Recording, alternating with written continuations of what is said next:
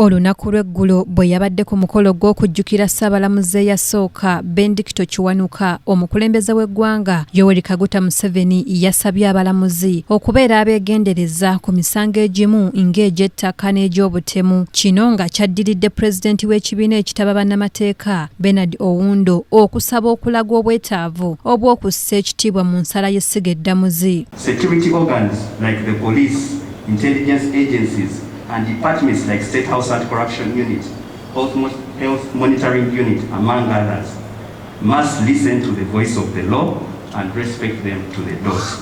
In some cases, a court of law will issue orders maintaining the status quo only for police to go and alter it. What you are talking about? So what is the problem? You didn't say you must, but some of them just give even when you can see that it's not wise. It's very dangerous, very provocative. That's how now you get mob justice, where the people take the law in their own hands and they kill the suspects because they think the judiciary will not punish them. Bannamateeka ab'enjawulo eyo ne balaga obutali bumativu ku nsonga eno nga bagamba nti essiga erifuzi bwe liddira okuyingirira ng'ensonga z'eddamuzi era nga baagala Ssaabalamuzi abeereko kyakolera ensonga eno. Abantu bamala okuweebwa beyiro ate abasirikale ne baddamu ne babawamba ne babazza mu makomera. Ekyo nakyo kiraga okumenya ssemateeka w'eggwanga atufuga. Ekyo nno tusaba Chief Justice waffe, Chief Justice wa Uganda aveeyo mu butongole agambe pulezidenti nti kooti za Uganda ziri independent. Teeka gatyoboolebwa kati olwo munnayuganda munnansi omulala ali wansi bwe banaayisa ekiragiro n'agamba nti tekinkwatako anaaba kyalina moral authority okukyogerako nti lwaki wajeemedde ekiragiro kya kooti. Ekyokubiri azze nga ateekawo obukiiko obunoonyereza ne bukola reports ez'enjawulo. Kakati era akamu ku kakiiko kaliko ow'ekitiibwa Mugemereire kanoonyereza ku mivuyo gy'ettaka ne kalaga nti mulimu abanene abezizza ebibira abezizza ebintu ebingi era ne kalagira nti n'emisango egimu gyali gikoledde obi gikole ki gizibwe obujja. Ekyo baakikolako ki? Omuntu omu omukulembeze w'eggwanga kikubeerera kizibu nnyo okukola obwenkanya naddala singa wabaawo embeera nga kyogenda osalawo kikontana ne gavumenti kyeyagala.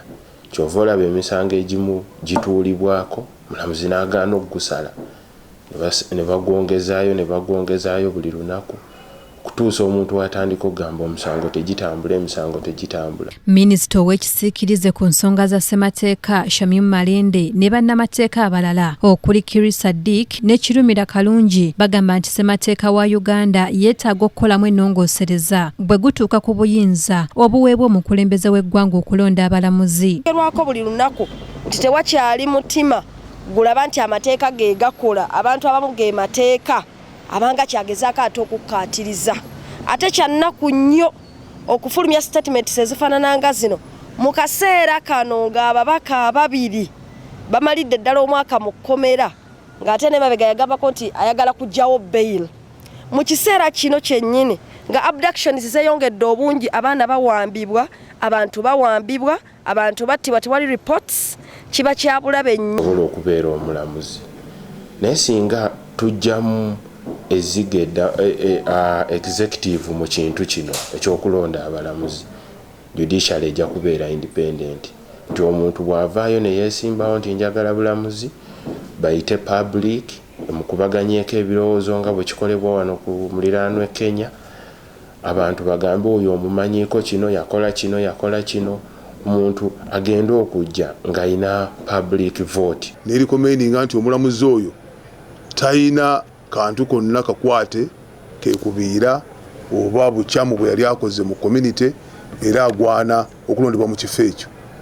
Then community bw'emala okuba nti ina input, omulamuzi oyo bw'anaagenda mu kifo ekyo ajja kumanya nti bannansi bansengezze era bwe bantaddeko bwe bampanzeeko eddusu okugenda okulaba nti nnamula emisango gyabwe mu kkooti nga bwe kiri e Kenya. Wabula waliwo abantu ba bulijjo abawagidde ekiragiro kya pulezidenti nga bagamba nti bangi babonaabona era ng'omu ku bano Kalungi Kirumira ategeezezza nti ye ng'omuntu yaloza dda ku biragiro by'abakulu bino. Ku lwonna ne luggwawo ne bakuba emmwanyi ne ziggwawo n'ennyumba neekola ki bali badde basooka ne babeerawo akakiiko ne kakengenja ensonga eyo.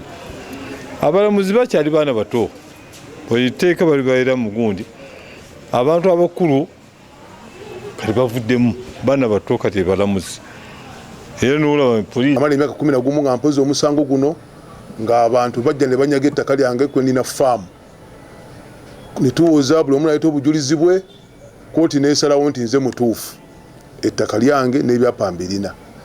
Naye minisita omubeezi ow'ettaka Mwami Mayanja yasituka n'agenda ku ttaka lyange n'akoma mu bantu omuliro n'abagamba nti court order toilet paper era temuvaawo, n'amayumba gange mwe nundira enkoko nazo n'azibawa era ne balumbye enkoko zange ne bazibba ne bazitta ne batema ente. Bannamateeka batubuulidde kye bategeka okuzzaako singa essiga Ddamuzi linaafuuka kyesirikidde. Bwe tulaba nga bigenda bikomawo eyo indicator eraga nti future y'eggwanga n'obutebenkevu bwalyo buli mu ddubi.